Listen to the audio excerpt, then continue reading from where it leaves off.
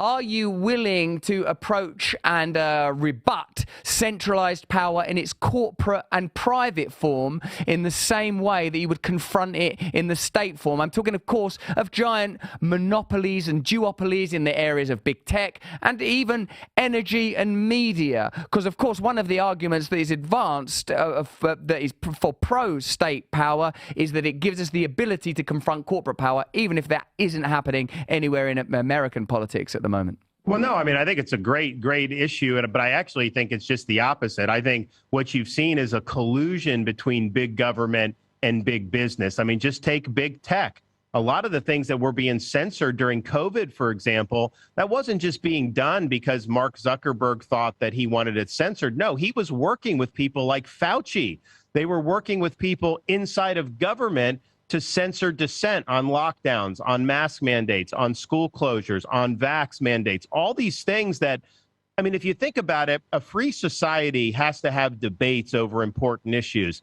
What more important issue have we had in the last decade or two than whether society should be locked down? I mean, are you kidding me? And they didn't want to have that debate. So I actually think that, yes, obviously, when there's less power in Washington, individual states, though, they have certain powers to make different decisions.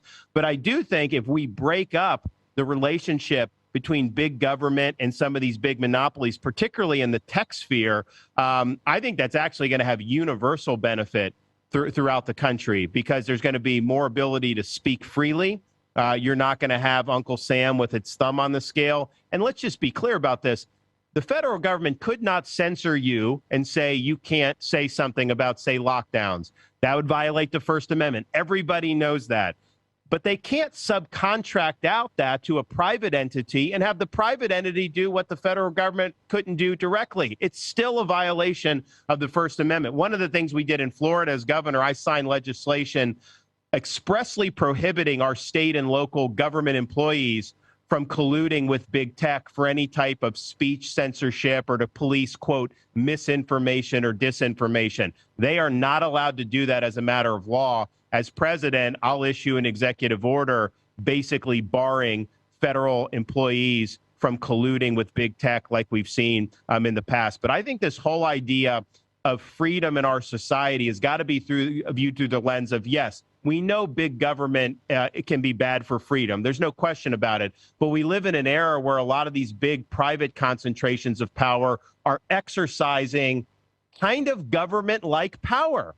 I mean, if you have Wall Street banks collude to deny funding for, say, gun shop owners, well, that's an indirect attack on the Second Amendment.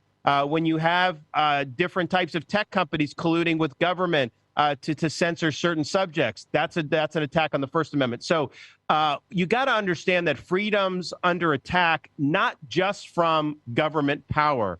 There's also concentration of private power, which does threaten a free society. Stay free with Russell Brand. See it first on Rumble.